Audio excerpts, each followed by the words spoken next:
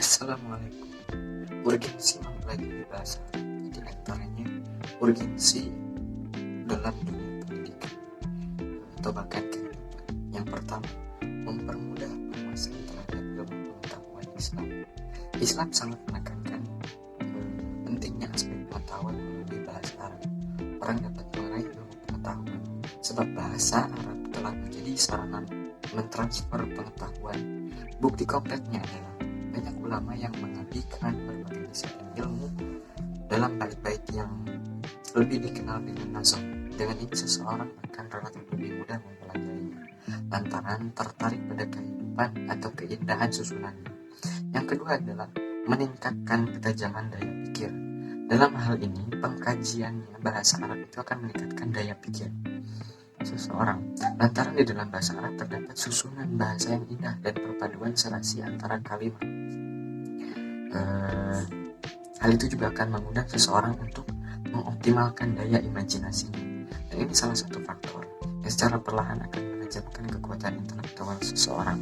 Kemudian yang ketiga adalah mempengaruhi pembinaan akhlak. Orang yang mendalami bahasa Arab akan membuktikan bahwa bahasa ini merupakan sarana untuk membentuk moral yang luhur. Berkaitan dengan itu, bahasa Arab juga akan berpengaruh sekali terhadap daya intelektualitas moral agama seseorang. Jadi, bahasa Arab tetap penting, bahkan menjadi ciri khas kaum muslimin. Dengan memahami bahasa Arab, akan dapat menguasai dan lebih mudah untuk memahami Al-Quran dan As-Sunnah, akan dipermudah jalannya. Kemudian, pertama, bahwa sumber asli ajaran Islam Al-Quran dan hadis itu ditulis dalam bahasa Arab. Dan yang kedua, kitab-kitab besar ulama-ulama besar yang mempengaruhi alur pemikiran umat Islam, terutama di bidang tafsir, hadis, fikih, akidah, tasawuf, ditulis dalam bahasa Arab juga. Kemudian yang ketiga, kajian ilmu keislaman akan semakin berbobot jika mengambil rujukan bahasa Arab. Keempat, realitas kekinian di kalangan sarjana muslim terutama Indonesia semakin menipis dalam mengkaji ilmu keislaman yang berbasis bahasa Arab. Kemudian setelah bahasa Arab dijadikan Allah Subhanahu wa Ta'ala sebagai bahasa Al-Quran, maka terjadi perkembangan yang luar biasa pada bangsa ini, sehingga memunculkan berbagai peranan penting dalam interaksi kehidupan umat manusia, khususnya bagi pendidikan Islam. Peranan-peranan tersebut dapat diklarifikasi sebagai berikut. Pertama, bahasa Arab berperan sebagai bahasa wahyu, sehingga menjadi bahasa yang istimewa. Kemudian yang kedua, peranan bahasa Arab sebagai bahasa komunikasi umat Islam kepada Allah Subhanahu wa Ta'ala. Kemudian yang ketiga, bahasa Arab menjadi bahasa internasional. Selanjutnya, peranan bahasa Arab dalam kajian Islam. Demikian, bahasa Arab telah menunjukkan betapa penting kedudukannya dalam berbagai aspek, sehingga mempelajari bahasa Arab merupakan salah satu kunci pokok untuk membuka pintu ilmu pengetahuan, baik secara agama, sosial, politik, ekonomi, dan kebudayaan. Selanjutnya adalah macam-macam kata dalam bahasa Arab. Yang pertama ada isim. Isim adalah kata yang menunjukkan sebuah arti dan tidak terikat dengan waktu. Secara istilah, isim adalah kata benda, dengan catatan isim tidak hanya pada kata benda, tapi mencakup semua kata kecuali kata kerja dan kata huruf, baik itu nama orang, sifat, nama hewan, dan lainnya, dan dapat ditandai dengan kasroh atau tanwin dan lain-lainnya. Kemudian ada fi'il. Fi'il adalah kata yang menunjukkan sebuah arti dan ia terikat atau terkait dengan waktu. Secara istilah dalam bahasa Indonesia, fi'il adalah kata kerja yang dimaksud terikat dengan waktu atau memiliki keterangan waktu adalah pekerjaan itu dilakukan di sebuah waktu tertentu, entah itu waktu lampau atau yang sudah terjadi, waktu sekarang, atau yang akan atau sedang dilakukan. Lalu kemudian ada harf atau huruf merupakan kata yang tidak dapat dipahami artinya kecuali jika ia bersambung dengan kata yang lainnya, isim atau fi'il. Huruf ini tidak memiliki tanda-tanda khusus seperti yang ada pada kelas kata fi'il dan pada kelas kata isim. Dalam bahasa Arab ada huruf yang disebut dengan huruf mabani, yaitu huruf hijaiyah, penyusunan kata yang dari ba, ta, sa, jim, ha, dan lain-lain. Kemudian selanjutnya subtopiknya adalah kemudian kalimat dan macamnya dalam bahasa Arab, seperti definisi jumlah ismiyah di dalam ilmu nahwu. Definisi jumlah ismiyah atau kalimat nominal adalah kalimat yang lafaznya diawali oleh kalimat isim, yaitu kalimat yang menunjukkan makna tertentu serta tidak mempunyai keterkaitan zaman, baik berupa isim yang terlihat jelas ataupun pentakwilan atau dibelokkan dari lahirnya. Kemudian contoh jumlah ismiyah, agar Anda lebih paham maka harus disertai dengan contoh jumlah ismiyah dalam ayat Al-Quran, di mana kalimat ini pada dasarnya memiliki predikat yang bisa dikatakan kata benda. Misalnya pada kalimat Allahu Rabb, di mana kalimat atau kata Allah adalah mubtada, sedangkan khabar adalah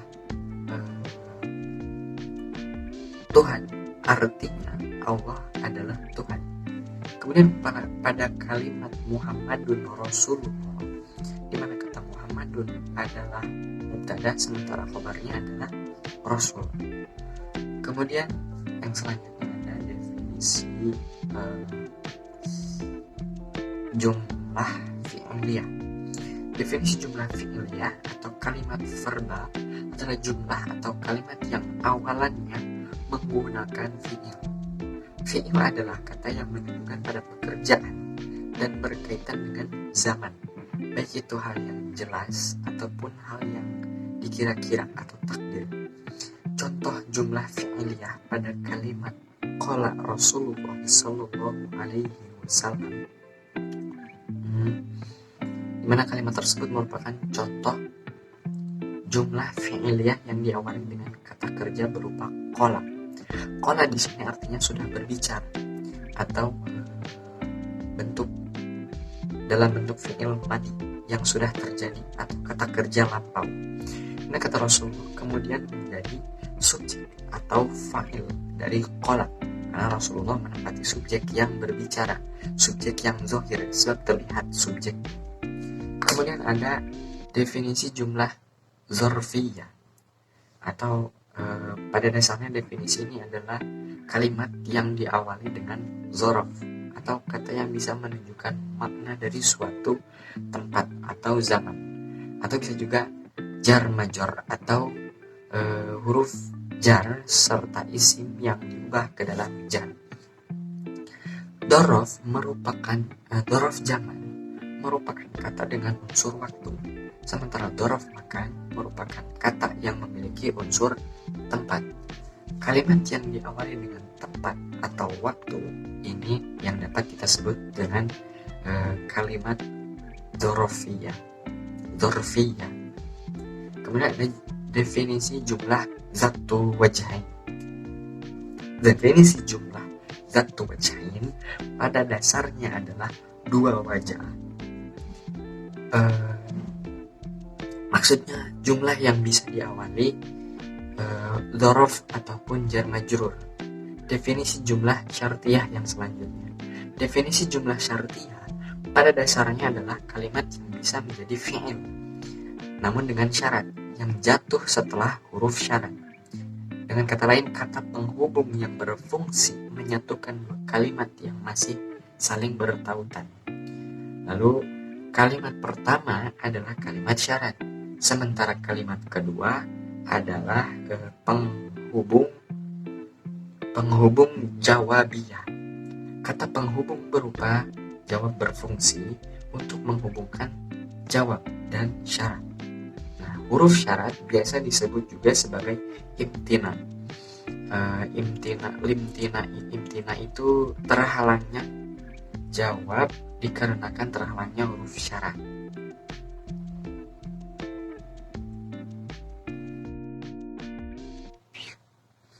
Kana wa akhwatuha. Kana dan saudaranya adalah amil nawasi yang ada pada susunan ismiyah. Kana dan saudaranya disebut sebagai amil nawasi atau faktor perusak karena mengubah khobar. Merusak khobar dari wajib marfu menjadi mansub. Sedangkan untuk mubtada tidak diubah, tetap dengan isim kana berupa rafa. Contoh pada kalimat asuk atau pasar itu dipenuhi manusia. Setelah kana masuk, maka kalimatnya menjadi kana as-suqu muzdajma bin nasi.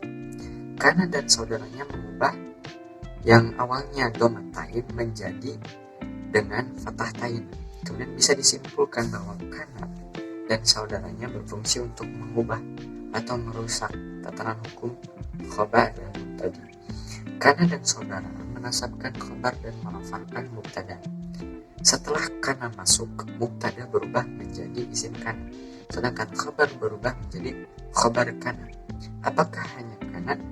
Ada yang lain yang disebut saudara-saudara kana, yakni yang ke-13. Kana dan saudaranya terdiri dari 13 anggota. Yang pertama ada kana, amsa, asbah, asha, dolla, bata, soro, laisa, mazala, ma qotiya, ma bariha, ma nafaka, ma dhamma. Kemudian yang selanjutnya ada inna wa akhwatuha. Berarti inna dan saudara-saudaranya. Inna wa akhwatuha adalah amil yang masuk pada mubtada dan khobar yang memiliki fungsi menasabkan isim mubtadanya dan merafa'kan khobar. Mari kita lihat langsung dalam teks kitab jurumnya. Adapun inna dan saudara-saudaranya, maka sesungguhnya ia menasabkan isim dan merafa'kan khobar menurut kitab jurumnya. Jadi yang tadinya mubtada dalam keadaan rafa, jika kemasukan inna dan saudaranya yang ke-13 tadi akan menjadi nasab, sedangkan khobarnya inna tetap dalam keadaan rafa. Contoh misalkan mubtada khobarnya adalah muslimu akhul muslim. Seorang muslim adalah saudara bagi muslim lainnya. Jika pada susunan mubtada khobar tersebut dimasuki inna, maka akan menjadi yang tadinya muslimah akan berubah jadi mubtadanya menjadi isimnya inna, dibaca nasab, tandanya dengan fathah karena dia adalah isim mufrad. Sementara akhul muslimi tetap dibaca rafa menjadi khabarnya inna, jadi yang ditandai dengan fathah atau nasab yang kemudian ditandakan dengan rafa atau kasrah.